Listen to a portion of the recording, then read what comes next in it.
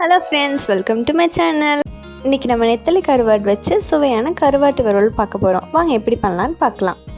கருவாடு செய்கிறதுக்கு நான் நெத்தலி கருவாடு தான் எடுத்துருக்கிறேன். இது ஆல்ரெடி 5 நிமிஷம் ஊற வச்சு 4 டைம் வாஷ் பண்ணிக்கோங்க. அப்போ தான் கருவாடு வாசம் அடிக்காது சாப்பிடும் போது.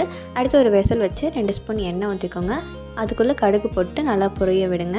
அடுத்து கொஞ்சமாக உளுந்து ஆட் பண்ணிக்கோங்க.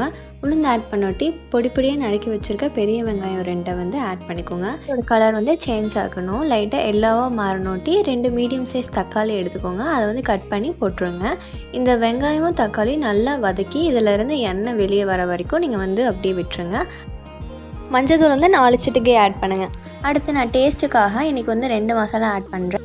மீன் வறுவல் மசாலா, அப்புறமேட்டு மட்டன் மசாலா ரெண்டுமே ஒரு ஸ்பூன் ஆட் பண்ணுங்கள் போதும். அடுத்து காரத்துக்காக நான் 1.5 ஸ்பூன் மிளகாத்தூள் ஆட் பண்ணுறேன். இந்த மசாலாவோடு சேர்ந்து எல்லாமே ஃப்ரை பண்ணுங்கள். அப்புறம் கொஞ்சமாக தண்ணி ஊற்றிக்கோங்க, ஏன்னா அப்போ தான் அடி பிடிக்காமல் இருக்கும். தண்ணி ஊற்றினோட்டி மசாலா வந்து நல்லா கலந்தோட்டி இன்னும் காரத்துக்காக நான் வந்து 4 பச்சை மிளகாய் ஆட் பண்ணுறேன். இது கூட 1.5 ஸ்பூன் தூள் உப்பு ஆட் பண்ணுறேன்.